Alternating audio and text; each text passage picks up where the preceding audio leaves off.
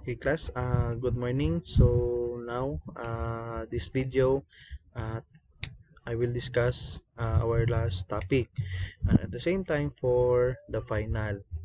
So our topic will be bonds and bond valuation. So first, let's distinguish first what is bond. Bond is a fixed income instrument that represent a loan made by an investor to a borrower. So typically a corporate or government. So just like doon sa napanood nyo sa video na in-upload ko, so ang bonds class is utang. Naintindihan? Ang pinagkaiba nga lang, ang bond kasi is legal, parang it is a legal. While dun sa ibang topic, dun sa iba, yung syempre, utang, pwedeng walang, pwedeng hindi siya written, pwede ring oral. So, a bond could be thought of as an IOU between the lender and the borrower that includes the details of the loan and its payments. So, sa bonds class is nandun nakalagay magkano yung utang, kailan ka magbabayad ng interest. So, bonds are used by companies, municipalities, states, and sovereign governments to finance projects and operations.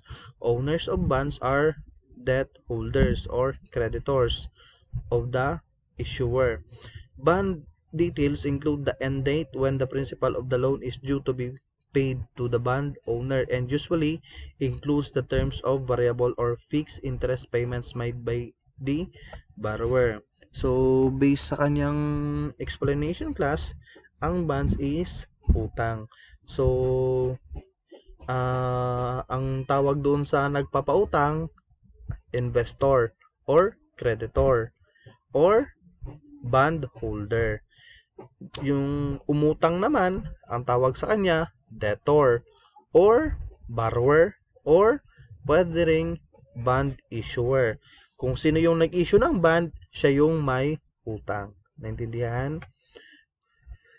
So, sa iba naman na definition ng bond, ang bond is an interest-bearing contract. Kontrata siya na nagbibigay ng interest, which obligates the borrower to make payments of interest and principal on specific dates to the holder of the bond. So, ibig sabihin daw, class, si borrower or yung bond issuer is required to pay interest at a fixed date or specific date. It is issued by a government. So, ang nag-i-issue ng bond class is either government or a company for a large loan by individuals, companies, and other investors. So, let's say for example, si Ace. So, since si Mall of Ace, Centerpoint. Si Mall of Ace, Centerpoint, nagpatay ng kanyang bagong building. So, what if, before siya nagpatay ng kanyang building, nangutang na siya. So, pwede siyang mangutang through public or through government or through bangko. Naintindihan? So, pwede rin siyang mag-issue ng bond. So, the best reason why a company or a government issued a bonds is to finance its infrastructure, expansion, or pambili ng bagong equipment. Naintindihan?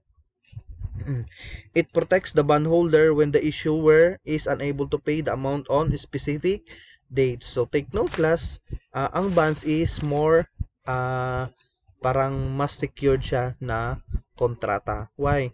Kasi nga, kapag yung borrower hindi nakapagbayad, so, syempre, si investor, pwede siyang, he can go to court to seek a payment.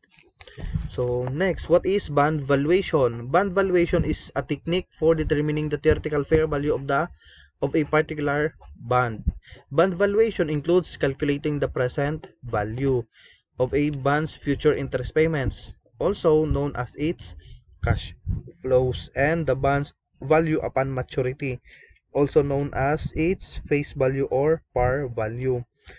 So, ang bond valuation class, binavalue natin. Let's say for example, ang bonds kasi, ang pinaka minimum years niyan is 5 years, kung minsan 10 years, kung minsan 20 years.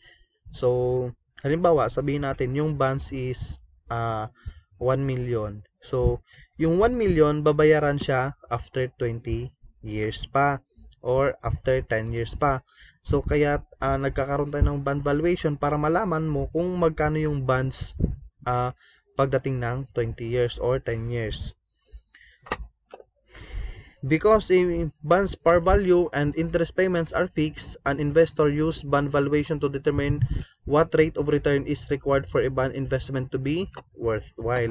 So, by using bond valuation class, malalaman natin kung kapag mag-i-invest ka sa bonds, may return ba or wala?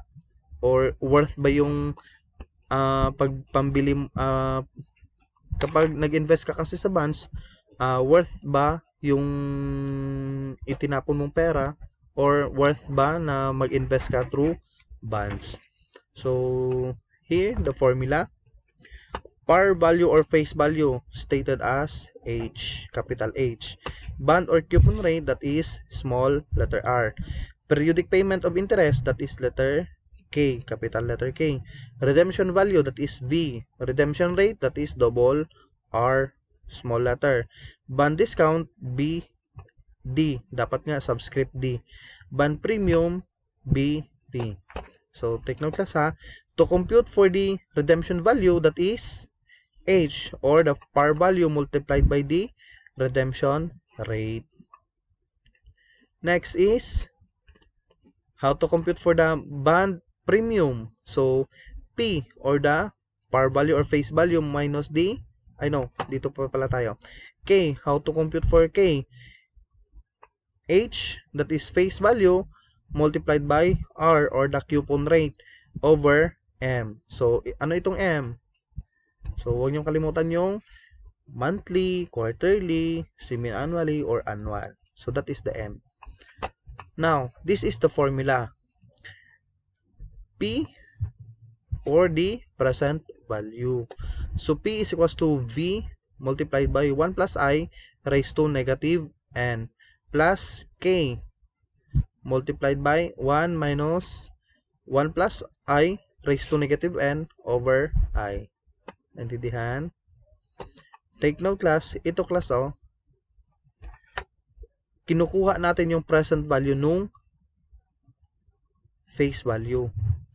Ito naman class, kinukuha natin yung present value ng mga periodic payment. Bond premium. To get for the bond premium, nakuha mo na yung P, ibawas mo na yung V. Bond discount naman, V minus the P. Baliktaran lang. Naintindihan? Kapag yung redemption value is mas mataas kaysa sa kanyang par value, ibig sabihin there is a discount. Naintindihan? Pero kapag mataas ang face value over the redemption value, merong premium. Naintindihan? Okay? Next is the amortization of bond premium table. So, syempre, since utang ito class, there is a amortization. So, amortization first, this table is for amortization of bond premium. So, dito yung format. So, same with the process of a sinking fund. While here, accumulation or amortization of bond discount naman. In amortization of bond discount, same with the process ng amortization schedule. Okay? So, let's have an exercises. Example. A 120,000 6% bond with semi-annual coupon payment is redeemable at 120% at the end of 5 years. Find the coupon payment and the redemption value. Okay? The given. What are the given? First, yung H. Capital H. That is 120,000.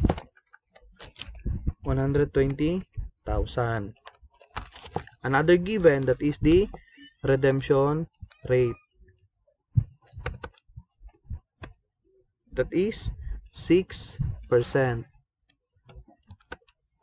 Or it can be stated as 0.06. Another given, that is M. That is, ilan ang M? 2. Why? Semi-annual class o semi-annual. Another given, the double R, redemption rate, that is 120%. So 120% or 1.2. Ayan. Now, the solution. Since ang hinahanap is coupon payment, so what the formula for coupon payment? That is K is equals to H multiplied by R divided by M.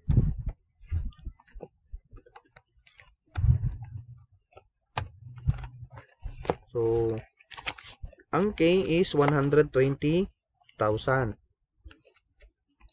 I know. The H is 120,000. Multiplied by, ilan yung R? 0.06. Divided by 2. So, the answer will be 3,600. Another, redemption value. So, to get for the redemption value, the formula will be H multiplied by redemption rate. So, 120,000 multiplied by 1.2. So, the answer will be 144,000. So, first, itong 3,600 class, ito na yung interest. Naintindihan? This is the interest. Ito yung babayaran ni bond issuer kay bond holder every 6 months. Next, itong 144,000 redemption value. Di ba class, yung utang is matatapos ng 5 years. Pagdating ng 5 years, 144,000 ang kailangang bayaran ni borrower kay bond holder. Naintindihan? So, that is the redemption value. Okay, next sample. A 120,000 bond with 70%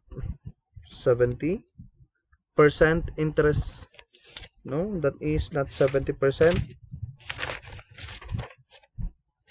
Only 7% lang ito, class. 7% only.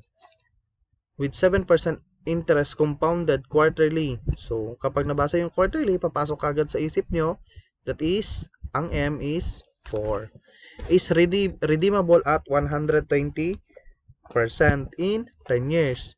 Find the coupon payment, redemption value, the purchase price, and the discount that yields the purchaser at 5% compounded quarterly. So, first, what are the given? So, the given is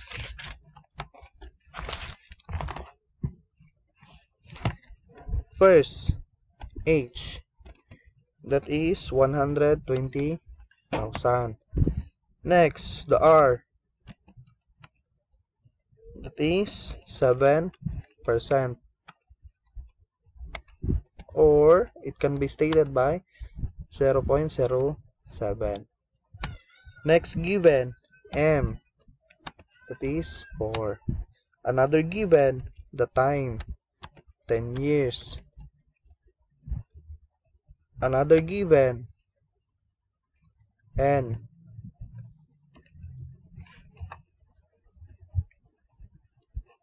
Okay, next given, that is N. That is 40. I, that is 5%, or it can be stated by 0.05. And the redemption rate, that is 120% or 1.2.